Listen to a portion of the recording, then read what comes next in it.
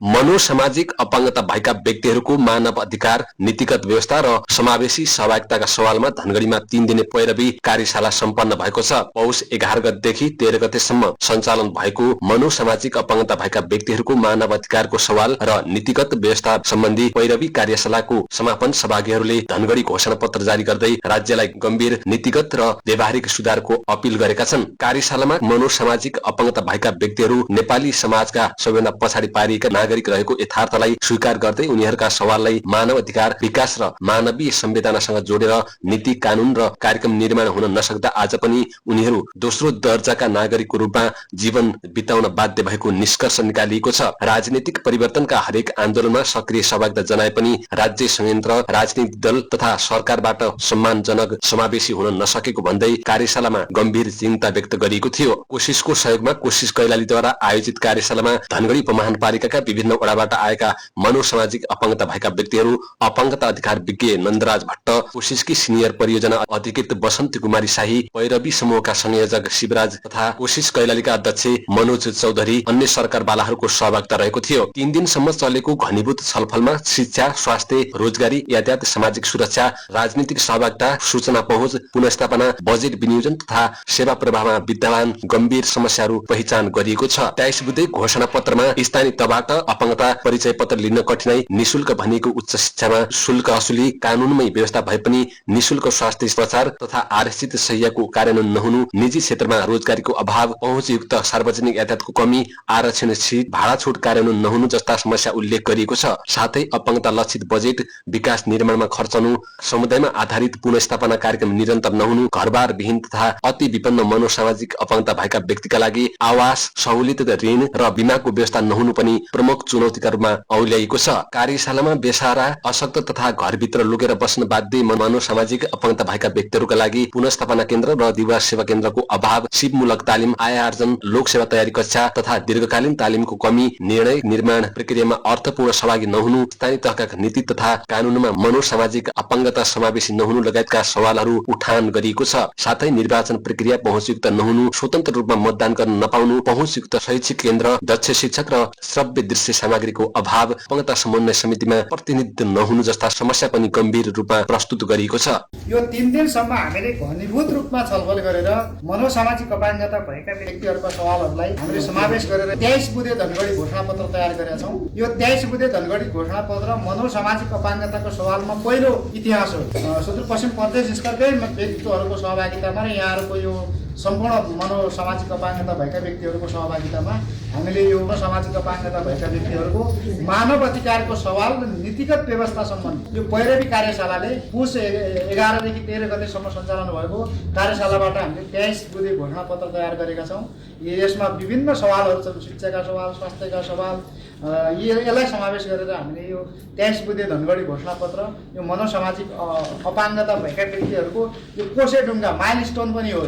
यो तपाईहरुको 5 वर्षे रणनीतिसँग पनि यो कुराहरू चाहिँ ठोकिन्छ, किनभने यसकै आधारमा हामीले आगामी दिनमा चाहिँ मनोसामाजिक अपाङ्गता भएका व्यक्तिहरूको एडभोकेसी गर्ने, उहाँहरूको क्षमता विकास गर्ने, उहाँहरूको राज्यबाट पाउने सेवा सुविधामा पहुँच अभिवृद्धि गर्ने सवालमा यो डकुमेन्ट एकदमै महत्त्वपूर्ण हुनेछ भनेको 23 बुँदे घोषणापत्रको आधारमा आगामी वर्षमा नीति, कार्यक्रम र बजेटहरू स्थानीय सरकार, प्रदेश सरकार र संघीय सरकारले निर्माण गर्ने बेलामा ती नीति, कार्यक्रम र बजेटहरूमा मनोसामाजिक अपाङ्गता भएका व्यक्तिहरूका यी जो सवालहरू छन्, घोषणापत्र सँगसँगै हामीले यो मनोसामाजिक अपाङ्गताको क्षेत्रमा चाहिँ एउटा कार्ययोजना, हाम्रो कार्ययोजना के हुने त कोसिस कैलालीको यो कार्ययोजना पनि हामीले यहाँ निर्माण गर्नका लागि खाका तयार गरिसकेका छौँ। सन् 2026मा जनवरीदेखि डिसेम्बरसम्म के क्रियाकलापहरू गरेर हामीले कोसिस कैलालीलाई अगाडि बढाउने भन्ने एउटा कार्ययोजना पनि हामी यो घोषणापत्रको आधारमा टेकेर बनाउनेछौँ। घोषणा पत्रमा सरकारले सम्बोधन गर्नुपर्ने 23 बुँदे प्रमुख मागहरू समेटिएका छन्, जस अन्तर्गत पहुँचयुक्त भौतिक संरचना तथा सञ्चार सेवा निर्देशिका पूर्ण कार्यान्वयन, अपाङ्गता सम्बन्धी ऐन तथा नियमावलीको प्रभावकारी कार्यान्वयन, प्रदेश तथा स्थानीय तहमा समुदायमा आधारित पुनर्स्थापना कार्यक्रम सञ्चालन, रोजगारी दिने निकायलाई आयकर छुट, सार्वजनिक यातायातमा आरक्षित सीट र भाडा छुटको व्यवस्था, पहुँचयुक्त निर्वाचन प्रक्रिया, नीति निर्माणमा सरोकारवाला सहभागिता, प्रदेश स्तरीय पुनर्स्थापना तथा परामर्श केन्द्र स्थापना, सूचना तथा सहायता कक्ष सञ्चालन, छुट्टै महाशाखा र समाज कल्याण अधिकृतको व्यवस्था, तथ्याङ्क संकलन र अध्यावधिक लक्षित बजेट, समावेशी आरक्षण, स्वरोजगारका लागि अनुदान र ब्याज रहित ऋण, सहायक प्रविधि र औषधि निशुल्क उपलब्ध गराउने व्यवस्था लगायतका माग समावेश छन्। त्यसैगरी सर्वोच्च अदालतको फैसला अनुसार सामाजिक सुरक्षा भत्ताको सुनिश्चितता, प्राविधिक तथा जीवन उपयोगी शिक्षा, समावेशी शिक्षा पूर्ण कार्यान्वयन, निरन्तर शिव विकास तालिम, औषधि तथा हेमोफिलियाका लागि आवश्यक औषधि निशुल्क उपलब्ध गराउनु पर्ने माग घोषणा पत्रमा उल्लेख गरिएको छ। तालिममा सहभागीहरूले तालिम निकै उपयोगी रहेको बताएका छन्। एकदमै राम्रोसँग बुझाउनु भएको छ। ती कुराहरू हामी कहिले पनि गर्दा हामीले एक्लै नभएर हाम्रो कोसिस कैलाली संस्था छ, कोसिस कैलालीका हामी मेम्बरहरू छौँ। हामीले जबसम्म हामी कोसिस कैलालीका मेम्बरै नै हामी एक रूपतामा हामी हिँड्दैनौँ भने हाम्रा चाहना छन्, हाम्रा सवालहरू छन्, त्यो यही नै दिनेछ, त्यसको कुनै अर्थ रहने छैन। मेरो भनाइ के छ भन्दा हाम्रो संस्था छ कैलाली कोसिस संस्था त मेडमले भनिसक्नुभयो, अब हामी आउन सक्छौँ सक्दैनौँ, सहयोग गर्न सक्छौँ सक्दैनौँ, कोसिस कैलाली त छ नि। आज हाम्रो नन्द सरले एकदमै धनगढी घोषणा पत्र पनि जारी गर्नुभएछ। हामी त्यही मार्फत हामी एकताबद्ध भएर जानुपर्छ। हाम्रा सवालहरूका बारेमा हामी आवाज उठायौँ भने यी मलाई लाग्छ जहाँसम्म हाम्रा यो आवाजहरू बुलन्द हुनेछन्। हामीलाई उहाँले यति मलाई चित्त बुझेपछि यी 3 दिनको अवधिमा उहाँबाट सायद प्रशिक्षित अहिलेसम्म मैले पाएको थिइनँ। म पनि यो संस्थामा मनोसामाजिक अपंगता भएका व्यक्तिहरूका सवाललाई विकास र मानव अधिकारको एजेन्डाका रूपमा स्थापित गर्ने उद्देश्यसहित नेपाल सरकार तथा सम्बन्धित निकायसँग सहकारी गर्दै कानूनी तथा नीतिगत परिवर्तनका लागि कोसिस कैलाली निरन्तर क्रियाशील रहेको जनाउँदै घोषणा पत्र मार्फत सरकार संवेदनशील भई यी मागहरू यथाशीघ्र कार्यान्वयन गर्ने अपेक्षा व्यक्त गरिएको छ। पूर्ण आशाका साथ सहभागीहरूले धनगढी घोषणा पत्र हस्ताक्षर गर्दै राज्यलाई तत्काल सकारात्मक कदम चाल्न हार्दिक अपील गरेका छन्। कोसिसले चाहिँ यो सुदूरपश्चिम प्रदेशमा मलाई लाग्छ हाम्रा अरू कुनै संस्थाहरूले यस्तो कामहरू चाहिँ नगरेको अवस्था पनि छ र हामी चाहिँ यो सौभाग्य पनि पाएका छौँ। यो 23वटा बुँदा चाहिँ शीर्षक रहेको छ मनोसामाजिक अपाङ्गता भएको व्यक्तिहरूको मानव अधिकारको सवाल र नीतिगत व्यवस्था सम्बन्धी पैरवी कार्यशाला धनगढी हाम्रो घोषणा पत्र हो। बृहत छलफल गरेर चाहिँ सवालहरू निर्माण गरेका छौँ। र नम्बर 1 जनशक्ति र स्रोत साधनको अभावमा स्थानीय तहबाट अपाङ्गता परिचय पत्र प्राप्त गर्न कठिन र दोस्रोमा उच्च शिक्षा निशुल्क भनिए पनि शुल्क लिने गरेको निशुल्क स्वास्थ्य उपचार र आरक्षित शय्याको व्यवस्था कानूनमा भए पनि कार्यान्वयनमा नभएको, त्यसै गरी मनोसामाजिक अपाङ्गता भएका व्यक्तिहरूको लागि निजी क्षेत्रमा रोजगारी सृजना नभएको, यातायातका साधन पहुँचयुक्त नभएका र सार्वजनिक यातायातमा आरक्षण सीट र नियमअनुसार भाडा छुटको व्यवस्था कार्यान्वयन नभएको, स्थानीय तहमा अपाङ्गता सशक्तिकरण र विकासका लागि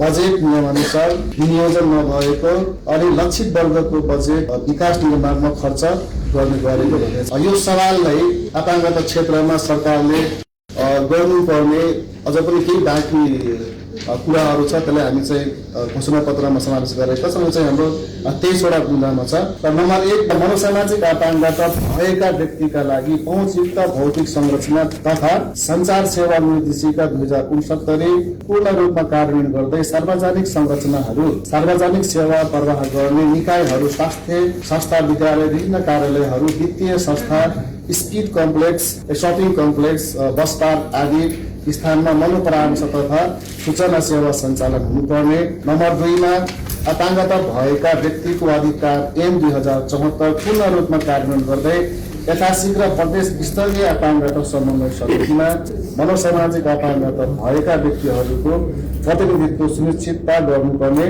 मनोसामाजिक अपाङ्गता भएका व्यक्तिहरूलाई रोजगार दिने, रोजगारदाता निकायहरूलाई राज्यको नीति अनुसार 25% सम्म आयकर छुटको व्यवस्था कार्यान्वयन हुनुपर्ने। यसैले नम्बर 5 मा सवारी तथा यातायात व्यवस्था ऐन 2049 को दफा 107 को उपदफा 1 मा 15 जना भन्दा बढी सवारी बोक्ने सवारी साधनमा 2 देखि 4 वटा सिटहरू अपाङ्गता भएका व्यक्तिहरूलाई आरक्षित गर्नुपर्ने। कोसिसको परियोजना 4 वर्षको परियोजना थियो।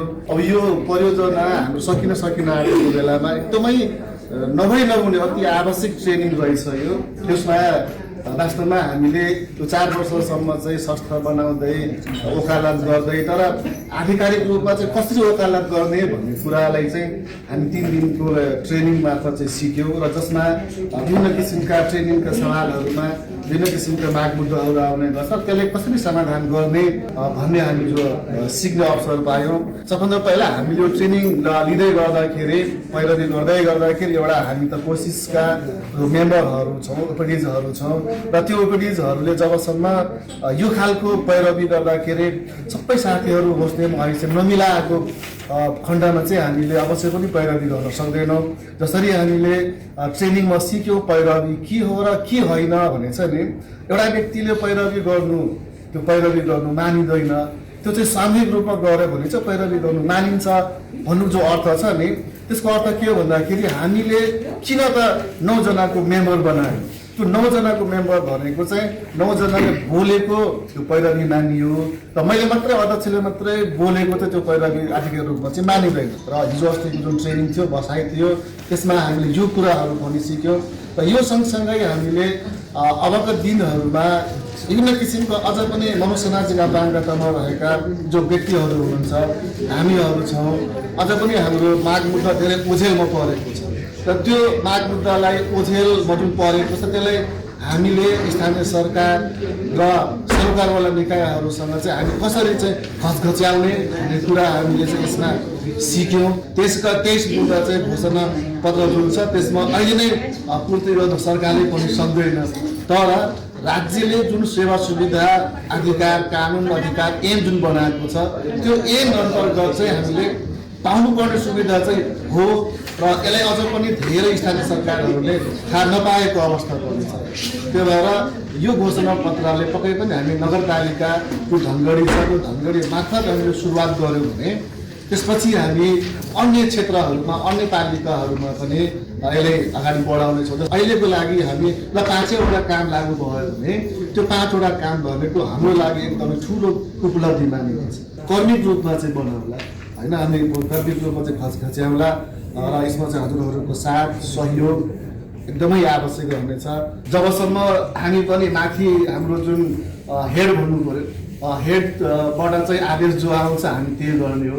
अहिले हामीसँग चाहिँ 0बाट चाहिँ सुरुवात गरेको, तर अहिले धनगढी महानगरपालिकामा कोसिस नेपालभन्दा कोसिस कैलाली बढी चाहिँ चर्चामा आइराखेको अवस्था छ।